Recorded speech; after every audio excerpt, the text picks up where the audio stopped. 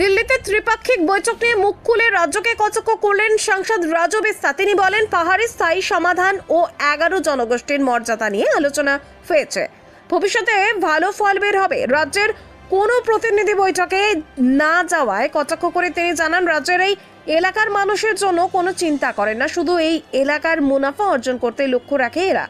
বৈঠক রাজ্যের প্রতিনিধি যোগ না দেওয়াতে ভুল করছেন মত সাংসদের। পাশাপাশি সুপ্রিম কোর্টের রায় চাকরি বাতিল নিয়ে রাজ্যকে এক হাত নিয়ে তিনি জানান, আগেই হাইকোর্ট এই রায় দিয়েছিল, তারপরও সরকার সুপ্রিম কোর্টে গিয়েছে। 26 লক্ষের মধ্যে 6,000 অযোগ্যদের কোটি কোটি টাকা নিয়েছে তৃণমূল সরকার। এই টাকা তৃণমূল ফেরাক কটাক্ষ করেন তিনি। অন্যদিকে রামনবমী উদযাপন হোক শান্তিপূর্ণভাবে মত সাংসদের। इस बैठक में आपने स्पेसिफिक किन किन मुद्दों में अपनी बात रखी? देखिए, मैं बहुत डिटेल में मैं कल भी बता चुका हूँ।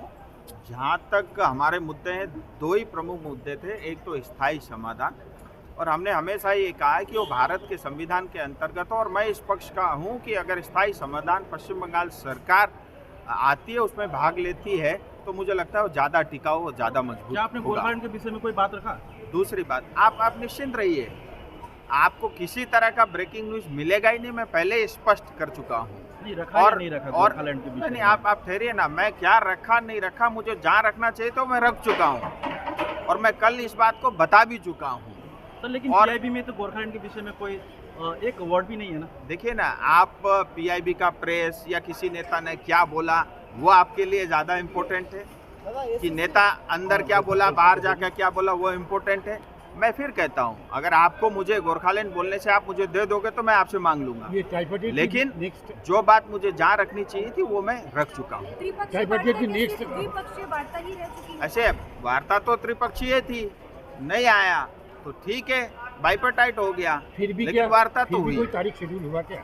नहीं, अभी तय नहीं हुआ है, क्योंकि पिछले 2-3 दिनों में वक्फ बिल के कारण गृह मंत्री जी रात को 3-3, 4-4 बजे तक, रात नहीं सवेरे तक पार्लियामेंट में थे, उनसे चर्चा नहीं हुई।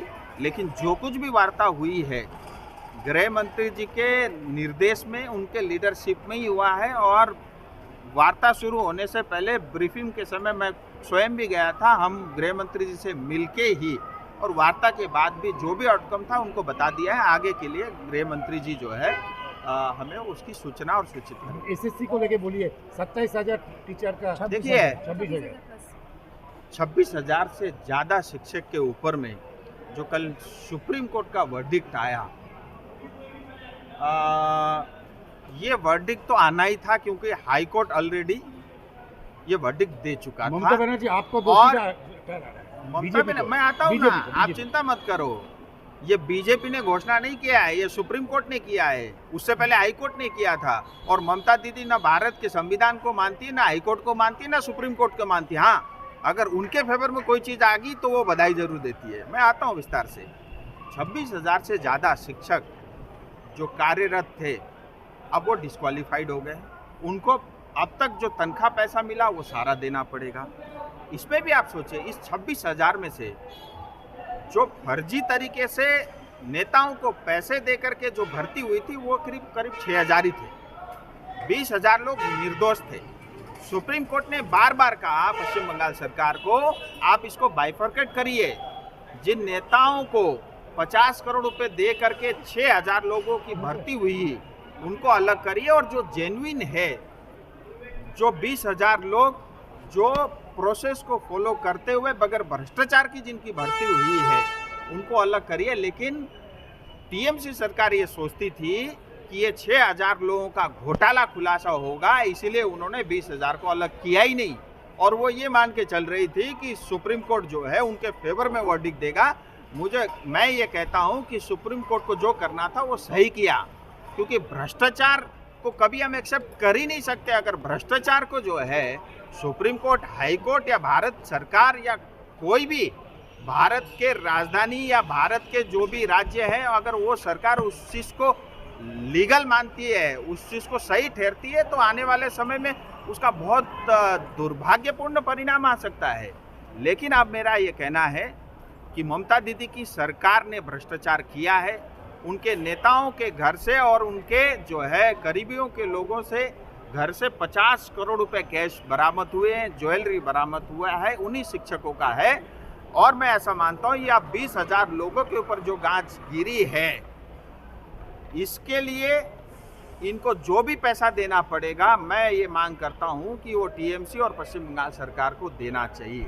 लेकिन दोषी तो आपको ठहरा रहा है, मतलब बीजेपी को ठहरा रहा है। बीजेपी को ठहरा रहा है। अभिजीत ये तो गांगुली को। ममता दीदी का स्टाइल है, ये ममता दीदी का अब तक का स्टाइल है और जनता समझ चुकी है। क्या बीजेपी की सरकार है क्या पश्चिम बंगाल में? क्या बीजेपी के नेताओं में शिक्षा भर्ती के अंदर में घोटाला किया है क्या? अभिजीत गांगुली। अरे घोटाला जो है ममता सरकार ने किया। देखिए अभिजीत गांगुली की आज आप बात मत करिए, जब ये वर्डिक्ट आया वो हाईकोर्ट के सर्वोच्च न्यायालय के जो है वो जज थे, आप जज के ऊपर कैसे टिप्पणी कर सकते हो? सो ये टीएमसी का स्टाइल है, लेकिन ममता दीदी बीजेपी का नाम लेकर के बच नहीं सकती, क्योंकि ये 26,000 लोग अब ममता सरकार को दौड़ाने वाले हैं।